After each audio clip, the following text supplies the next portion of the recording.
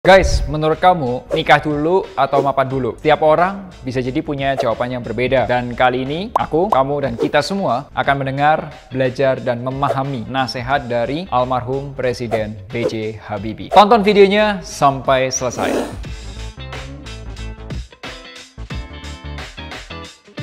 Hai guys, ketemu lagi bersama Melvin Mumpuni. Nah, manusia itu pasti punya tahapan kehidupan atau life stage. Mulai dari lahir, sekolah, lulus kuliah, kerja, pacaran, nikah, punya anak, tua, dan seterusnya. Salah satu tahapan penting setiap manusia adalah menikah. Nah, menurut kamu nih, nikah dulu atau mapan dulu? Dan kenapa? Silahkan tulis pendapatmu di kolom komentar.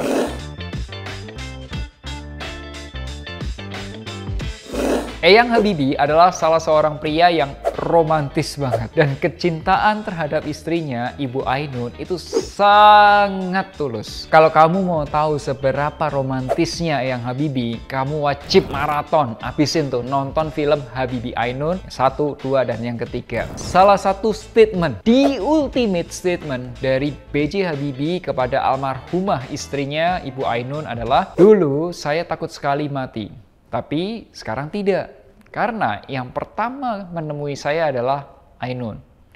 Merinding nggak tuh denger ya? Kali ini aku mau kasih lihat cuplikan jawaban langsung dari B.J. Habibie saat diinterview dengan Mbak Nana atau Najwa Shihab. Nikah dulu atau mapan dulu? Kalau nikah dulu, entar kan agak susah karena belum mapan. Ntar malah bisa-bisa sering cekcok nih gara-gara kebutuhan yang kurang tercukupi. Nah, kalau mapan dulu, kan biar bisa mapan kita harus kerja keras, dan itu pun bukan waktu yang sebentar. Malah bisa agak tua nih baru mapan atau berkecukupan secara materi. Nah, jawaban Eyang Habibie adalah, pokoknya kalau nikah ketemu jodohnya, nggak punya apa-apa pun nggak menjadi soal. Kita menjadi mapan bekerja sama, transparansi antara suami dan istri, dan kita merencanakan bersama. Oke, 100% aku setuju dengan Eyang Habibie. Jadi pertanyaan berikutnya adalah, 1. Gimana cara bekerja samanya? Kedua, gimana transparansinya antara suami dan istri? Dan yang ketiga, gimana rencananya?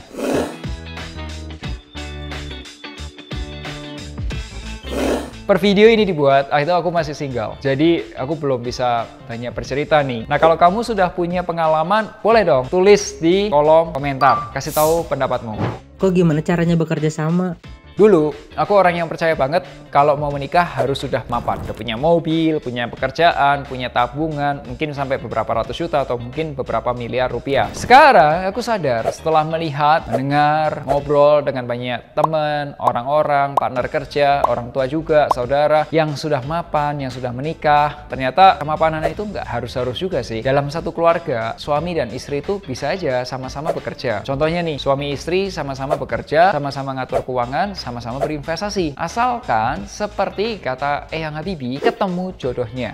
Kok Melvin, gimana transparansi? Tauku, berdasarkan cerita teman-teman financial planner di Finansialku yang menangani kasus pasangan muda, mereka sudah menjalankan kursus persiapan pranikah atau disingkatnya KPP. Sebelum menikah, biasanya pasangan muda itu sudah mendapatkan bekal dalam kursus persiapan pranikah, seperti tentang hubungan suami istri, kesehatan pranikah, hubungan seks, iman, dan lain sebagainya. Sayangnya, belum dibahas lebih dalam mengenai keuangan. Banyak hal loh yang harus diobrolin antara calon suami istri sebelum menikah. Aku udah ngobrol sama Tita. Tita ini adalah perencana keuangan di Finansialku yang sudah berkeluarga, sudah punya anak. Beberapa hal yang perlu dibahas adalah, pertama, transparansi keuangan sebelum menikah. Termasuk nih, bicara penghasilan, pengeluaran, tanggungan biaya, kewajiban, dan aset. Nah, kalau kamu sudah mencoba melakukan financial check up, kamu berdua bisa tahu nih kondisi keuangan calonmu, baik calon suami maupun calon istri. Kalau hasilnya belum sehat, ya nggak apa-apa. Itu faktanya begitu. Ya sudah, disehatin dulu. Pada saat sesi konsultasi, perencana keuangan kita di Finansialku itu akan kasih action plan. Jadi apa aja nih yang bisa kamu jalanin supaya apa? Kondisi keuangan kamu bisa lebih sehat. Nah, yang kedua, pernikahan, apakah akan harta bersama atau harta terpisah? Masih ingat nggak videoku yang berjudul Rugi Bandar, Niat Hati Mau Dapat Harta Kuno Kini Malah Kehilangan Separuh Harta? Tonton deh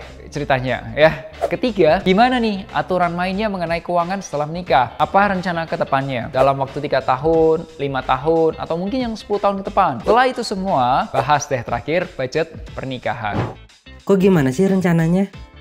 Sama seperti wajangan Eyang Habibie, keluarga muda itu wajib merencanakan masa depannya. Pasti dong mulai merencanakan nih, punya anak pertama, beli rumah pertama, mungkin nanti punya adiknya, udah ngurusin biaya pendidikannya, liburan keluarga, perjalanan ibadah haji buat yang beragama Islam, dan juga finalnya adalah pensiun. Dan itu semua kan butuh uang cukup besar ya, bisa ratusan juta bahkan bisa miliaran rupiah. Nah makanya itu harus direncanakan. Oleh sebab itu namanya perencanaan keuangan. Pertanyaan terakhir nih kok, kapan Koko merit?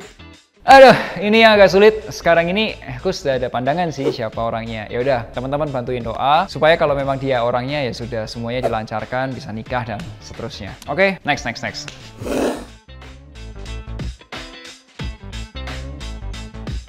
Yes, pernikahan adalah salah satu momen penting dalam hidup kita. Jadi ya jangan sampai momen penting itu berantakan atau jadi perceraian. Karena apa? Ya karena cuma masalah keuangan. Mending ngobrolin di depan, nggak enak di depan, bahas yang benar supaya apa? Ke belakangnya bisa lebih mudah. Setuju kan?